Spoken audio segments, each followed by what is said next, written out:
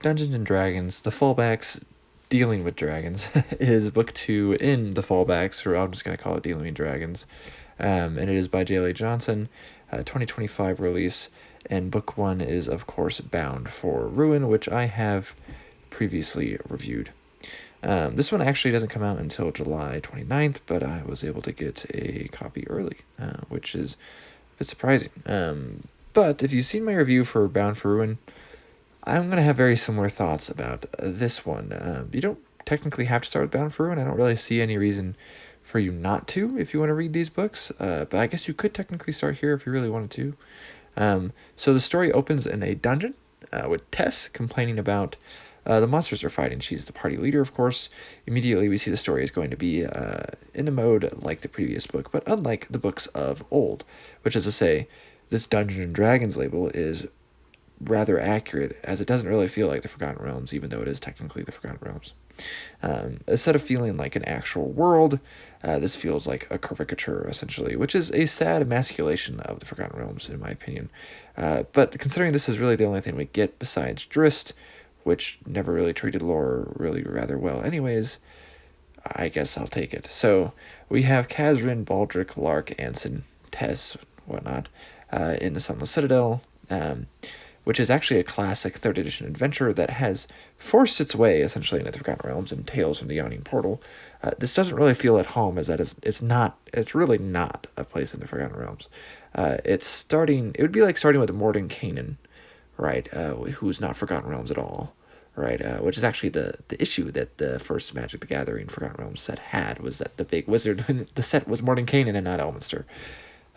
Anyways, what a bunch of lazy people we have at Wizards of the Coast. It's rather pathetic. Imagine wasting such an IP for whatever reason they waste it for. I guess for the excuse of accessibility, which is lame and lame. So anyways, I could spend the whole time complaining. I'll try not to. So surely this isn't Johnson's fault, the actual author. She actually writes well, which is not surprising. I've read some of her... I read the previous book, and I've also read some of her older Forgotten Realms content as well, when it still had its soul. So despite the juvenile aura of the book and the audience it seeks, which like to complain and stuff, the writing really keeps at pace, and the start of the middle and things is superbly done. The action and dialogue really blend expertly. Johnson obviously knows what she's doing. This insert Sunless Citadel is near Neverwinter, which is a favorite locale of mine, but we don't actually see any of it, which is disappointing. The party also has their young Autug, an aberration, really, but a pet here somehow named Uggy, and they're in search of a magic apple, but also of a missing turtle cleric of Myliki and a Harper agent named Kiwi. Kiwi, like Tess, was trained by the halfling Mel. Mel set them on the trail from their base in Baldur's Gate. Baldric still receives blessings from many deities. He also deals with a ticking clock as a mysterious entity looms over him and the potential force control that could close Baldric off from the rest of the gods. That's a big focus of this book. Ashar Dalan is a great worm, not a great worm, which you won't understand since one of those has no space between them and one of them does. So anyways, a type of dragon that is essentially godlike in power, or close to godlike in power. There are other things we have going on. Like, I appreciate that Johnson includes duskwood trees, which I think that's a tree unique to the Forgotten Realms. You hardly ever see it in stories outside of Ed Greenwood's. And so maybe that's Johnson trying to make people like me more comfortable here. But really, the book is not written for me still, even though I'm a Forgotten Realms fan, which, again, doesn't really make any sense, because that's where your sales would come from, I think. But I guess maybe not. I don't know. Maybe people buy this that never read any of the Forgotten Realms books. And maybe they like it. Or again, like I said, it's really not my style at all. This is a young adult 2025 novel. It is not IP fiction from the 90s or aughts. So there is an early scene actually between Uggy and Kolkek. This is my main complaint actually against Johnson here. And again, it does feel like something that maybe an editor would even say put in. Oh, it's cute. Have the cute little Autug do something that doesn't make any sense, right? So it seems really out of place, as really non-possible biologically, and a bit silly, really, either way. Again, I guess the aberration's already a pet, so what else can be worse? But then at that, it's not a very good or realistic one, which is to say, I couldn't suspend my disbelief for this scene between Kolkek and Uggy. And does it actually add anything? No, actually, it doesn't come up again, so it's essentially useless.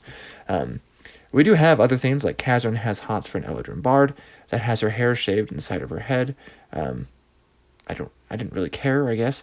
I like romance in a book, but I didn't really read books for the romance. Again, this feels like it's written for young adults. It's rather coy and awkward, this cute little lesbian romance. And while that's cute, I guess, and awkward, again, not really what I expect from the Forgotten Realms or a Dungeons and Dragons novel. The queerness of it doesn't bother me at all. It's just the juvenile, like falling in love thing is, I don't know. I've seen it done better elsewhere, but again, not why I'm reading the book. Anyways, it does show up, I would say. Romance does show up in other Forgotten Realms stuff. But it's not normally at the start, and this is pretty early in the book, which is why I mention it, because this is a spoiler for your review, of course. It's normally at the end, right? When the battle is won, right? And everyone kisses or something. Anyways, this type of stuff just kind of continues, though. Like, we have Lark, who's really not that interesting of a character. He's very stereotype of what people think bards should be like in present Dungeons & Dragons, which is an annoying and an obnoxious stereotype. But he gets turned on by a thief. It really doesn't make any sense, stealing from his friend's stuff. Anson also has sibling trouble with Valen, who was up to some bad Zentrum stuff in the first book. This is actually one of the more important aspects, I'd say, to the novel as well, as far as plot progression is actually concerned. With Baldric stuff. I do like the Cult of the Dragon actually having a say in this one, which is a classic faction. Again, Johnson, I feel like, kind of nodding to the fans. And we do get some new things, like Baldur's Gate is familiar, Sunless Citadel does feel off, but it's nice to see a new smaller settlement like Varian's Crossing, though it doesn't really get much attention at all. We do see more of like the Sword Coast, and we don't see anything outside of the Sword Coast, which has sadly been overdone in the last 10 years. The rest of the Forgotten Realms are truly forgotten at this point. And of course, it follows the execrable lore idea of not mattering, right? This other outside of Sword Coast stuff that D&D really goes for these days. Like, setting doesn't really matter at all, actually.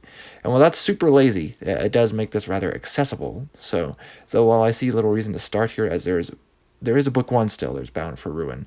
And only if you really like, I would say, modern YA fiction, which I'm assuming this is like that because I don't actually read that really. So I would start in several, probably like 24 other places before I'd start Forgotten Realms here, but I guess you could start here. I actually had to take a couple weeks off from reading this one to kind of relax, come back, be a little bit more open-minded. While my criticisms are still there, and I really just have a hard time recommending this as a Forgotten Realms fan. It doesn't read hardly anything like the other Forgotten Realms stuff. And there's Forgotten Realms books that are rather lighthearted. I mean, you have to read Ed Greenwood, for pity's sake. And he always hits you right in the emotions, so, as well, at the same time. So, it is not like the Realms of old. And so it's not like those books I love. It's not a bad book, right? Just don't expect anything amazing. It's still run-of-the-mill fantasy like most D&D fiction. It's just written for a different audience, which is a shame because I'm not old. I'm a Zoomer, technically. All right, so I mean, like, it's just, I don't know. I feel like I should enjoy this more. I guess I'm disappointed.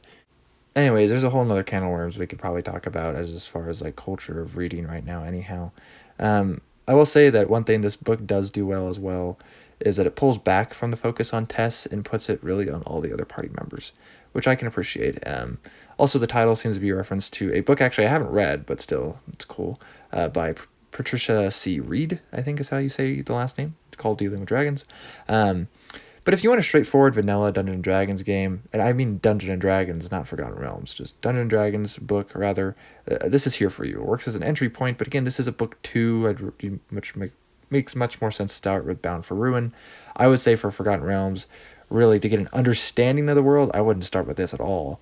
I'd start several places, right? And I have a video on that, actually. It's a couple years old at this point, but if you do want a continuation of Realms novels of old, in some ways this will probably disappoint, but also I feel like the success of this is the only way to get the stuff that I at least am familiar with and love. Maybe we'll get that stuff back again. Maybe Erin Evans will write her stories. Maybe Ed Greenwood will write more of his stories, right? Or even Elaine Cunningham will write more of her stories. Or Jaleigh Johnson will write stories more like the stuff she wrote before for Forgotten Realms. But if you're easy to please, this probably won't disappoint you, and that's good, I guess. I'm actually really not that hard to please, but some things definitely displease me. And I guess this is one of them. Anyways, leave feelings icy and let me know your thoughts. And I can't imagine I'm ever going to get one of these early again. Anyways, thanks for watching.